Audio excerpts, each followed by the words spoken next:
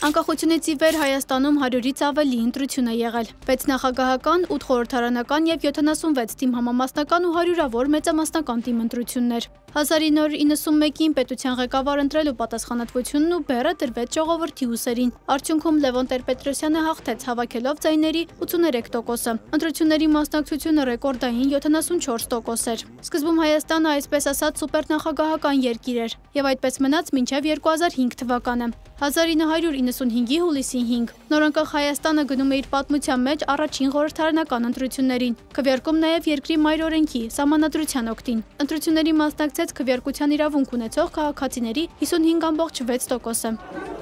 1995-ից ի վեր սահմանադրությունը 2 անգամ լուրջ փոփոխություններ կրեց։ 2005-ին ու 2015-ին այս փոփոխությունները ազդեցին նաև ընտրական գործընթացի վրա։ 2005-ի փոփոխություններով Հայաստանը սուպերնախագահականից անցում կատարեց կիսանախագահականի։ 2015-ի սահմանադրական փոփոխություններից հետո ներդրվեց համամասնական ընտրական համակարգ։ Ավելին, օրենքը արգելեց ընտրության անցկացման ցանկացած այլ ձև։ Հենց այս փոփոխություններով Հայաստանը դարձավ խորհրդարանական երկիր։ 2009-ին Երևանում առաջին անգամ ընտրեցին քաղաքապետ։ Սահմանադրական փոփոխություններին զուգահեռ բազմիցս փոխվել է նաև ընտրական օրենսգիրքը։ Ժամանակի ընթացքում էլ նվազել են մասնակցության ցուցանիշները։ 2018-ի ԱԺ ընտրություններին 1995-ից ի վեր առաջին անգամ մասնակցության ցուցանիշը չգերազանցեց 50%-ը։ Այսօր ԱԺ պատգամավորներն ընտրվում են համամասնական ընտրակարգով, մանդատները բաշխվում են կուսակցությունների նրանց ստացած ձայների համամասնությամբ։ Կուսակցությունները պետք է հաղթահարեն որոշակի շեմ։ Զուգահեռ վերջին տարիներին բարձրացել է թիմ ընտրությունների քաղաքական նշանակությունը։ Հատկապես 2021-ի խորհրդարանական ընտրություններից հետո ընդդիմությունը փորձում է թիմ ընտրությունների միջոցով ստեղծել իշխանության այլընտրանքային կենտրոններ,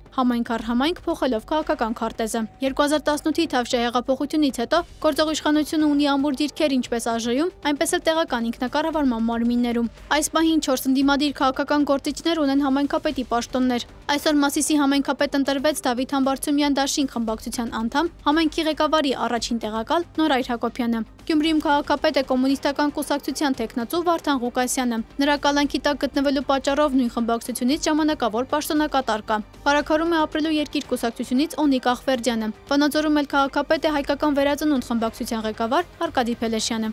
Անի Հովհաննիսյան, Ռեոփեն մեդիա։